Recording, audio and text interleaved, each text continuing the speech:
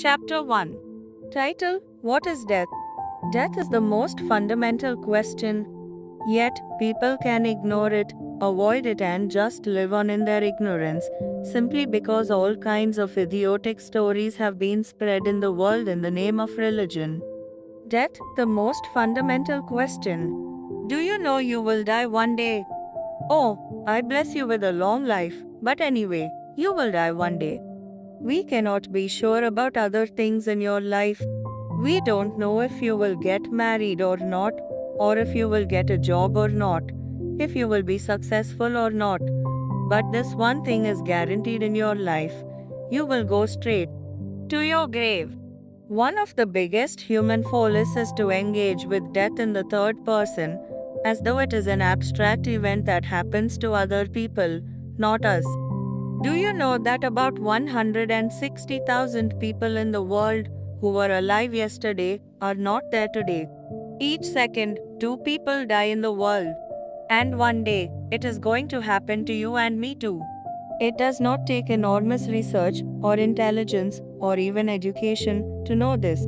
This knowledge is inbuilt in every human being. Yet, we think we have an unlimited lease of life. This situation is best expressed in the Indian epic Mahabharata.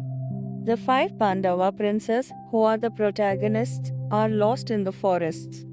Severely starved and parched, they scour the nearby hills for water and food. They spot a lake and, as they try to drink from it, they are confronted by a yaksha, a celestial being, in the form of a white crane who insists they answer his questions first. Refusing to be stopped by a mere bird, one by one, they try to drink from the lake and drop dead. Only Yudhishthira, the eldest of them, is left. Always the humble and righteous one, Yudhishthira ignores his thirst and engages with the yaksha, who fires a volley of questions about life at him.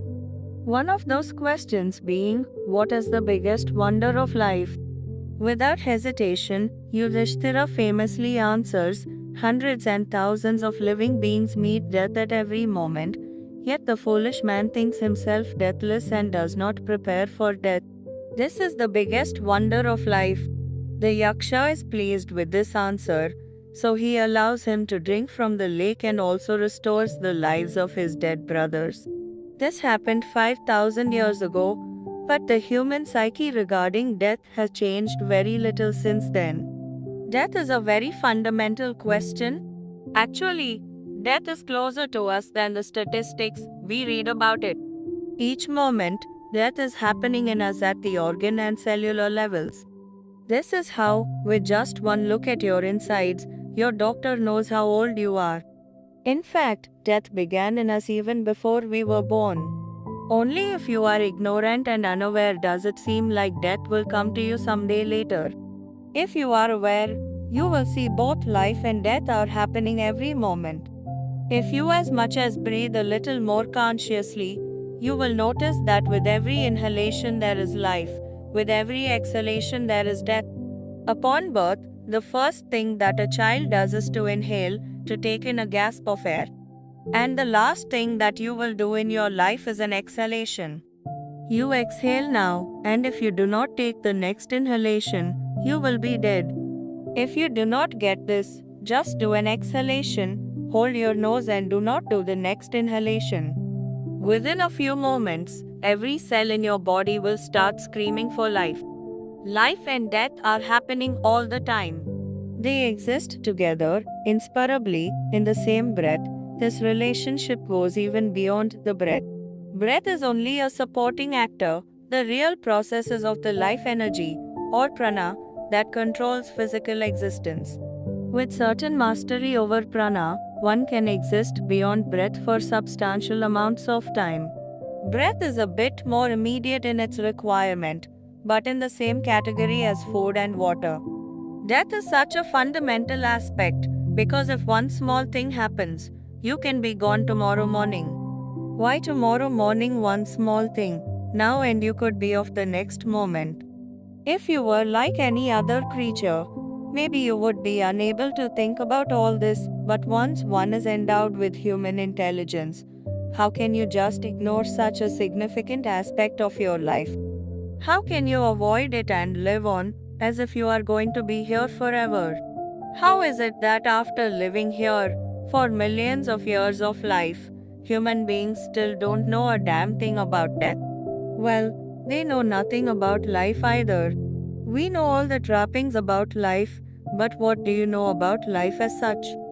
Fundamentally, this situation has come about because you have lost perspective as to who you are in this universe. If the solar system in which we are evaporates tomorrow morning, no one will even notice it in this cosmos. It is that small, just a speck. In the speck of a solar system, planet Earth is a microspeck. In that microspeck, the city you live in is a super microspeck. In that, you are a big man. This is a serious problem. When you have completely lost perspective as to who you are, how do you think you will grasp anything about the nature of life or death? One reason people can ignore death and continue to live on in their ignorance is simply that the religion of the world has spread all kinds of idiotic stories about life and death.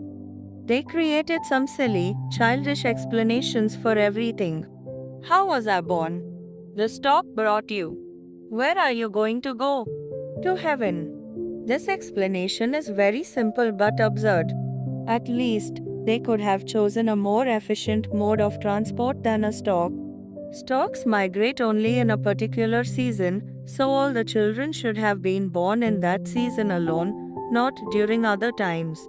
Moreover, people are so sure that they are going to heaven after they die. I ask them, why are you delaying your departure then? Why not go right now? All these silly stories have snuffed out the basic human curiosity about life and death. Otherwise, sheer curiosity, if not the pain and suffering of life, would have strongly propelled many people to seek answers to this fundamental question.